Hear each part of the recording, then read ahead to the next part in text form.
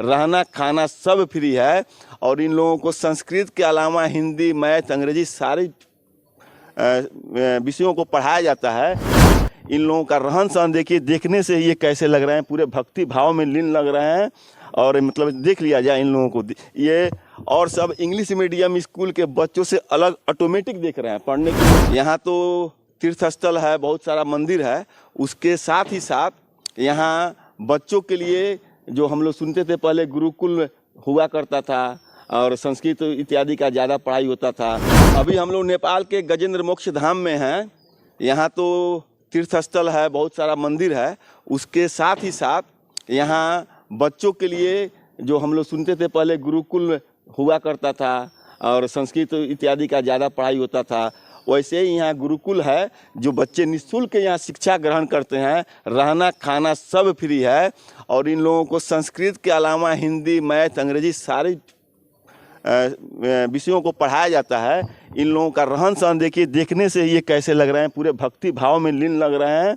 और मतलब देख लिया जाए इन लोगों को, ये और सब इंग्लिश मीडियम स्कूल के बच्चों से अलग ऑटोमेटिक देख रहे हैं पढ़ने के लिए। अंग्रेजी भी ये पढ़ते हैं, तो इन लोगों का जो संस्कार जैसा जाएगा, वेशभूषा के और खान पान के हिसाब से ही संस्कार जाता है।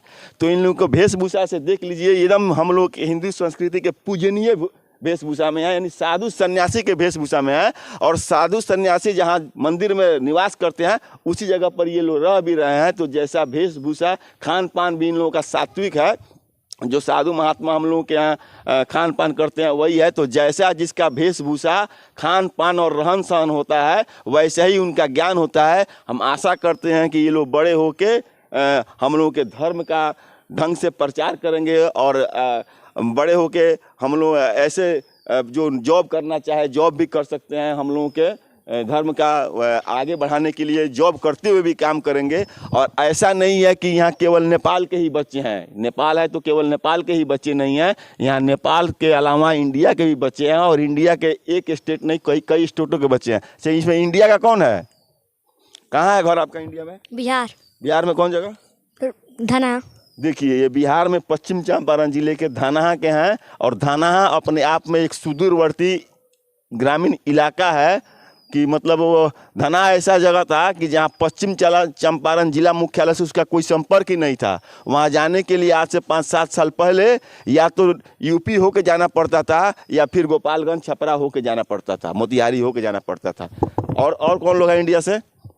छोटी बारिशा। कौन जगह ये कौन से स्टेट में है? मेरा घर रामनगर। कौन से राज्य में है? स्टेट महाराजगंज। महाराजगंज यूपी। अच्छा, आप कौन है? और इंडिया का कहाँ है आपका घर? इंडिया। कौन जगह? बरगदवा। अच्छा, यूपी में ही है आपका भी।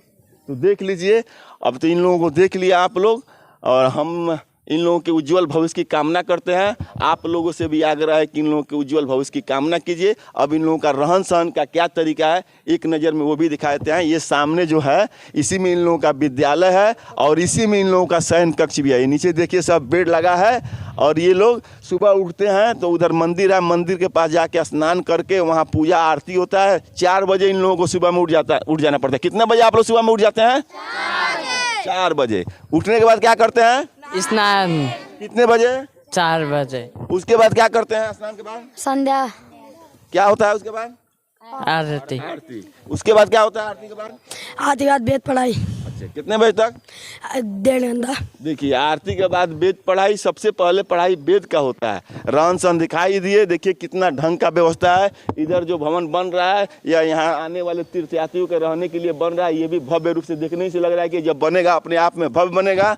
ये देखिए इन लोगों के लिए शौचालय बाथरूम का बना है, ये भी देखने से लग रहा है कि ये भी मॉडर्न है। मतलब कहने का मतलब ये है कि इन बच्चों को वो सारी सुख सुविधाएं, वो सारा वातावरण दिया जा रहा है जो एक इंग्लिश मीडियम स्कूल में दिया जाता है। इन बच्चों को कहीं से ये फीलिंग नहीं हो कि हम कुछ फ्री में पढ़ रहे हैं या कुछ अजब ढंग का स्कूल है। मतलब इस स्कूल का माहौल, इस पाठशाला का माहौल, इस गुरुकुल का माहौल ऐसा लगता है देखने से कि इन लोगों को भी पढ़ने में ढंग से मदद लगे।